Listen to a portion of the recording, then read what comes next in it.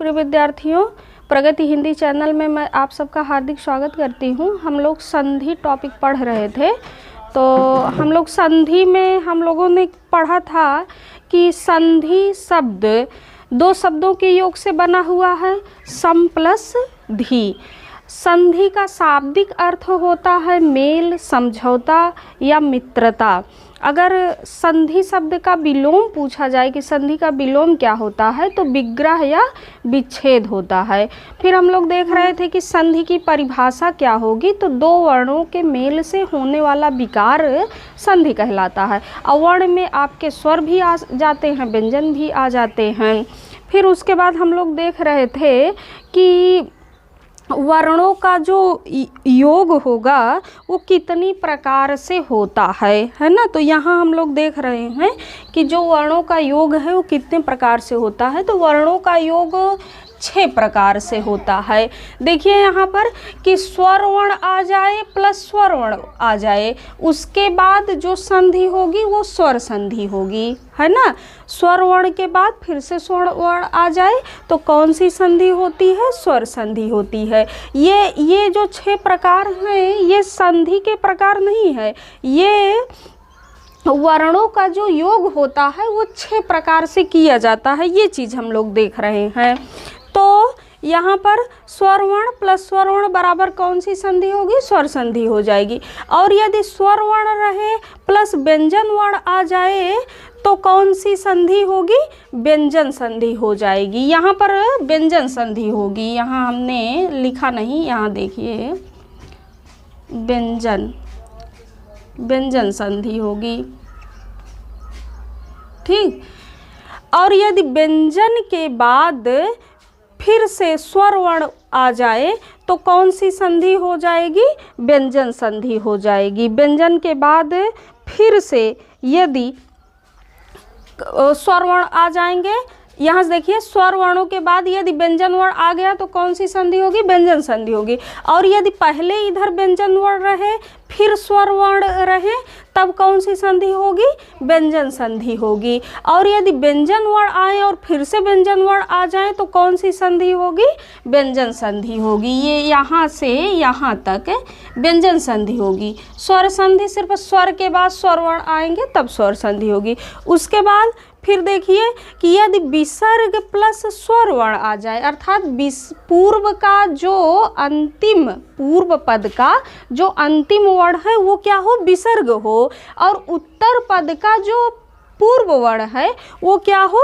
स्वर हो, तो कौन सी संधि होगी? विसर्ग होगी। उसी प्रकार विसर्ग प्लस व्यंजन, है ना, अर्थात पूर्व पद का जो अंतिम वर्ण हो वो विसर्ग हो और उसका योग किससे हो? व्यंजन से हो, तो विसर्ग संधि हो। और एक चीज़ ध्यान रखेंगे कि जो हमारा विसर्ग होता है ना, ये हमेशा स्वरों के बाद आता है, कभी व्यंजन के साथ नहीं आता है।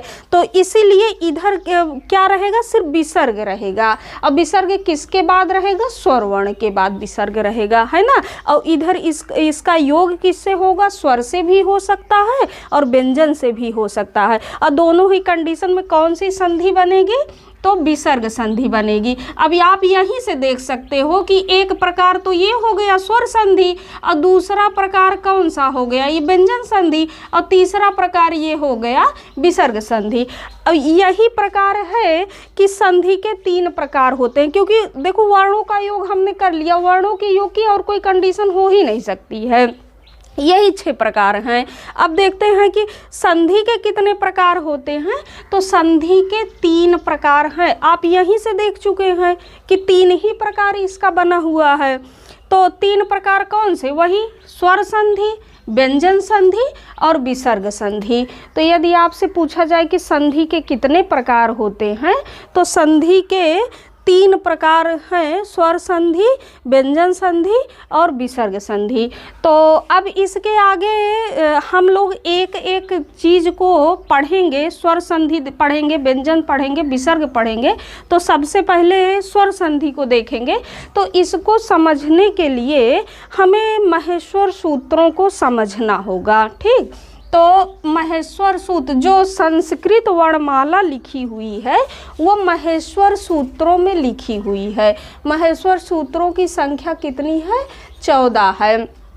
तो इसमें जो 4 पहले के सूत्र हैं, है ना, इसमें तो स्वरों का वर्णन किया गया है यहाँ तक, और जो ये 5 से लेकर ये 14 तक 10 सूत्र हैं, इसमें व्यंजन का वर्णन किया गया है।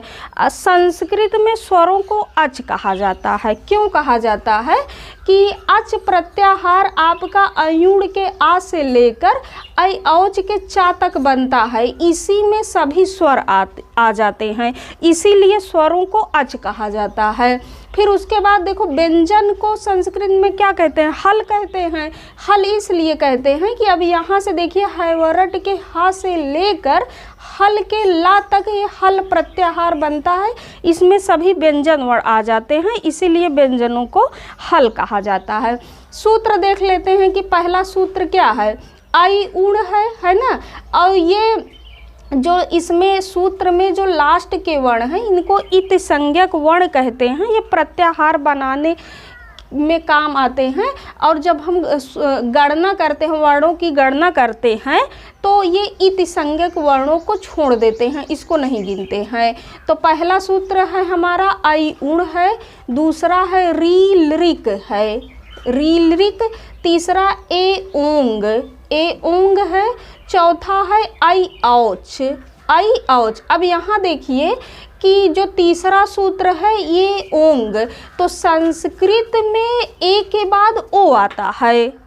संस्कृत में स्वर ए के बाद ओ आता है और आई के बाद औ आता है, लेकिन हिंदी में इसका क्रम बिगड़ गया है। हिंदी में हम लोग कैसे देखते हैं?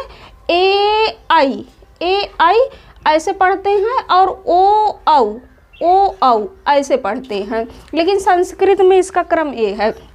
फिर उसके बाद देखो हैवरट है ना, और फिर ये लण है, उसके बाद इयम अंगड़नम, फिर झ भया घड़ धस, जब गड दस, खफ छठत चट तो, कपय श शर हल। ये है 14 महेश्वर सूत्र।